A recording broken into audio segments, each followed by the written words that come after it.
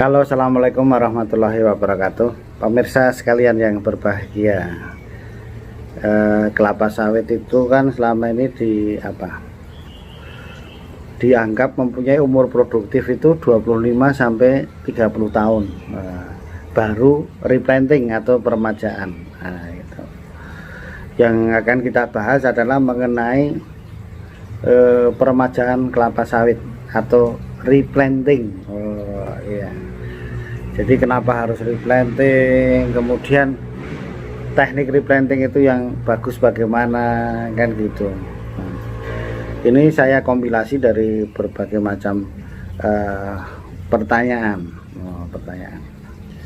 Jadi pemirsa, alasan kelapa sawit di replanting, diremajakan, itu alasannya yang utama ada satu, hanya satu.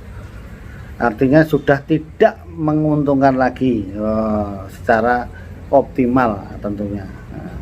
Mungkin masih untung tapi sedikit. Jadi alasannya adalah yang pertama masalah itu tadi, ekonomi tadi sudah tidak optimal ya. Bahasa kasarannya ya sudah rugi gitu kira-kira. Nah, sekarang tinggal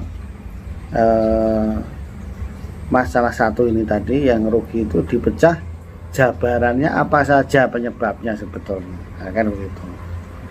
Satu kita bahas ya, satu persatu. Yang pertama memang secara umur fisiologis tanaman memang kemampuannya sudah menurun produksinya. Kan gitu. Kelapa sawit kalau sudah berumur 25 tahun atau 30 tahun sudah mulai menurun produktivitasnya, sama seperti yang lain-lain itu. Kalau sudah tua itu ya sudah menurun begitu mudahnya gitu. Jadi kalau di kelapa sawit itu ada yang apalagi yang quick starter, cepat di awal produksinya, ada yang biasa aja terus gitu. Tapi makanya produktivitas itu dihitung selama 25 tahun atau 30 tahun. Jangan membandingkan umur 7 tahun sama tahun 7 tahun. Nah, itu belum tentu. Nanti tahun ke-8 ada yang quick starter udah mulai turun, yang ini masih stabil, kan begitu. Itulah irama masing-masing itu tadi, varietas tanaman. Kemudian ini Pak, tempat kami, ini pengalaman, tempat kami umurnya 30 tahun, produksi masih ada yang 28 ton, 24 ton. Waktu itu ada yang tanya, kalau umur tua itu berapa sih Pak produktivitasnya? Nah, di dalam tabel itu kan ada lebih rendah apa itu, tapi kenyataannya di lapangan kalau masih dirawat, yaitu ada yang laporan ke saya itu 9 ton masih ada, kan masih oke. 24 ton ada. Makanya meskipun sudah tua lebih dari 30 tahun tidak di replanting karena harganya masih oke ya gitu. Ini masalah di harga gitu. Ya, kalau masih 24 kan hebat itu, atau apalagi 29 itu ya masih tinggi, masih dirawat. Tetapi secara umum untuk tanah-tanah yang bukan S1 dan itu sudah mulai menurun. Nah, itu udah mulai menurun. Jadi produktivitas berapa sih yang sudah dianggap rendah harus digantikan, pertanyaannya itu.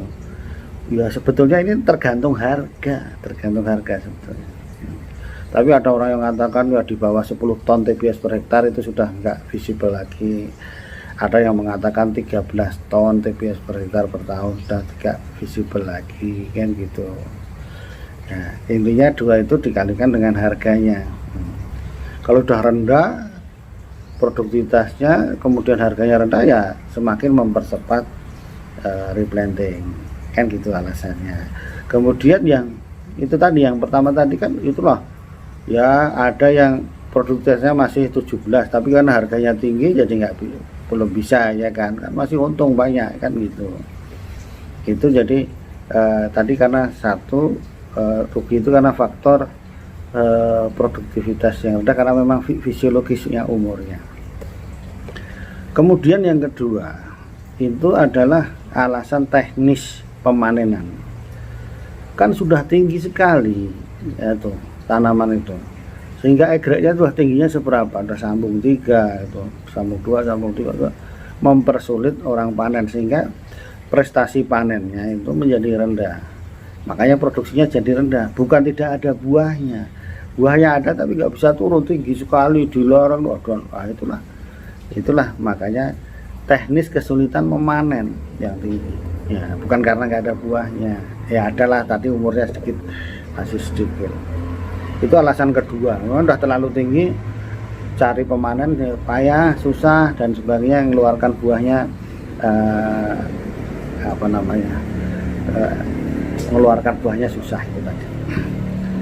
Kemudian gini pemirsa, alasan ketiga karena sudah terserang hama dan penyakit, tanamannya rusak, mati bahkan, sehingga produksinya berkurang. Nah, itu tadi secara ekonomi tidak ada. Yang pernah saya lakukan rekomendasi untuk replanting itu, yang satu penyakit Ganoderma yang paling sering. Ya kalau sudah standnya jumlah tanaman per hektarnya itu sudah 80, mencapai target yang ditentukan sesuai umurnya juga payah sekali loh. Tanamannya itu hampir separuh tinggal gitu, 80 pohon, apalagi kurang, gimana mau ngejar target. Nah itulah bahaya serangan dari patogen Ganoderma tadi. Nah, itu yang kosong-kosong kurang dari 80, belum lagi yang masih berdiri itu terinfeksi Ganoderma, bobotnya berkurang 40% biasanya yang tanaman sudah terinfeksi ya gitu. Harusnya contoh ya bobotnya 10 kilo jadi 60 kilo begitu, karena hilang 40%. Itu alasan yang ketiga, tapi ini contohnya itu yang penyakit. Yang contoh yang lain yang hama. Itu saya dulu tanamannya udah agak tinggi tapi terserang orites, hama kumbang badak, kumbang tanduk, wangwung. Ini tanaman tinggi juga bisa terserang jika di daerah tersebut tidak banyak populasinya, sehingga tanaman tua ini mohon maaf, ini terserang orites sampai mati semua.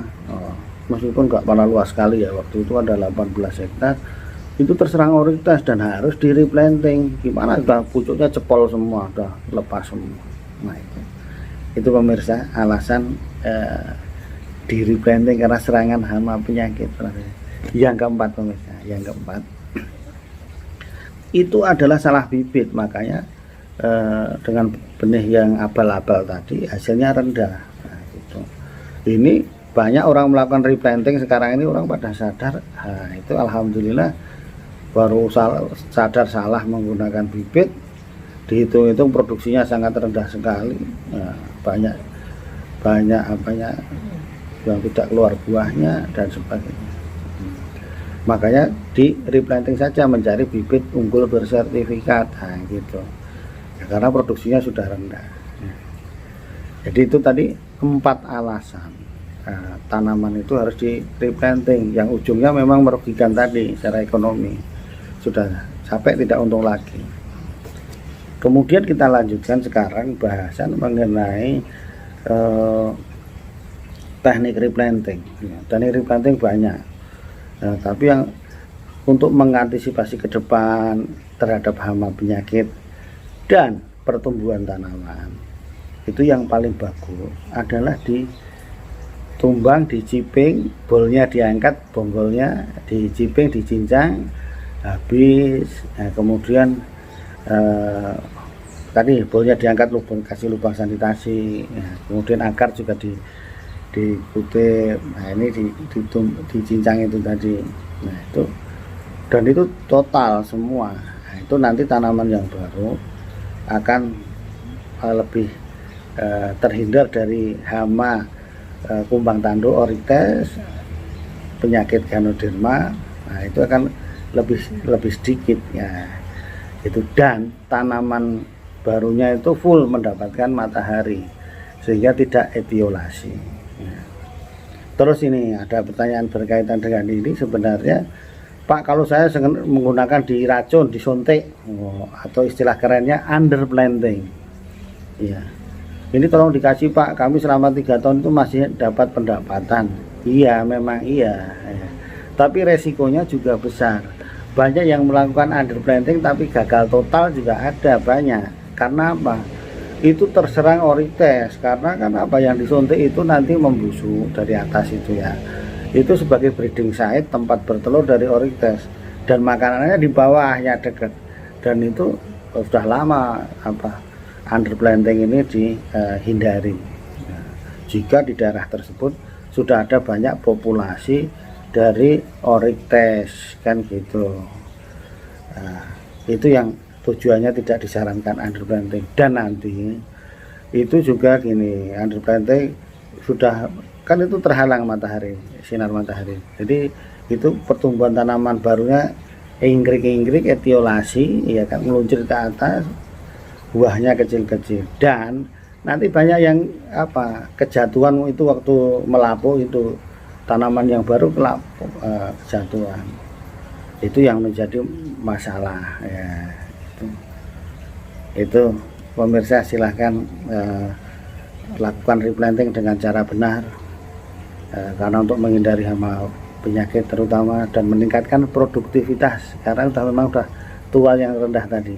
Oleh karena itu jangan lupa menggunakan bibit unggul bersertifikat. Nah, salah satunya dari PPKS yang ada di Medan maupun yang ada di Marihat. Terima kasih, mudah-mudahan bermanfaat. Assalamualaikum warahmatullahi wabarakatuh.